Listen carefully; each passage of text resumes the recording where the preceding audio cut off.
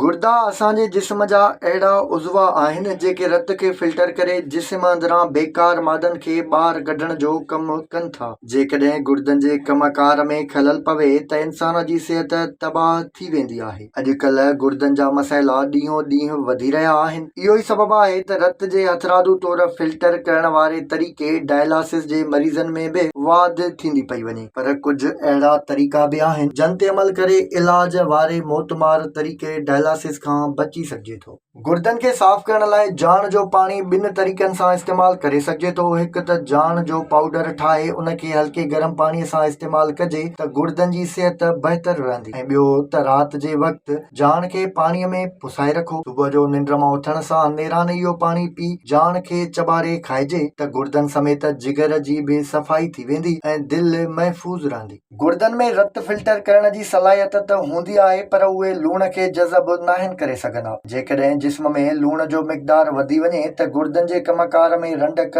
बणिजंदी रहंदी आहे। उन करे मुख़्तलिफ़ खाधनि में लूण जो घटि इस्तेमालु करण समेत सलाद, ॾही ऐं ॿियनि शयुनि ते लूण ॿुरके खाइण खां पासो करे गुर्दनि जी सिहत खे बहितर बणाए सघिजे थो। हेड्र खाधे में इस्तेमालु थींदड़ हिकु अहिड़ो मसालो आहे जेको ज़ाइके समेत केतिरनि बीमारियुनि खां बचाए थो। एंटीबायोटिक हुजण जे करे हेड्र सोॼ, सूर ऐं ॿियनि मसइलनि समेत गुर्दनि जी सिहत खे बि बहितर कंदी आहे। हिन लाइ हिकु कोप गरम पाणीअ खे उॿारे उन में हिकु चमचो हेड्र, हिकु चमचो लीमे जी रस ऐं अधु चमचो खंडु विझी राति जो सुम्हण खां अॻु ऐं सुबुह जो निंड मां उथण खां पोइ नेराने इस्तेमालु कजे त गुर्दा साफ़ थी वेंदा ऐं उन्हनि मां मुख़्तलिफ़ जरासीमनि जो ख़ात्मो थी वेंदो। मूरीअ में पोटाशियम, सोडियम, विटामिन सी ऐं फोलिक एसिड जो झझो मिक़दार हूंदो आहे। मूरी हाज़मे समेत सिहत लाइ मुख़्तलिफ़ फ़ाइदनि वारी हुजे थी। जेकॾहिं मूरीअ खे सलाद तौर ते रोज़ानो इस्तेमालु कयो वञे त गुर्दनि जी सिहत बहितर रहंदी आहे। कलवंजी में सिहत लाइ अनेक फ़ाइदा हूंदा आहिनि। इहो ई सबबु आहे त उनखे मौत खां सवाइ हर मर्ज़ जो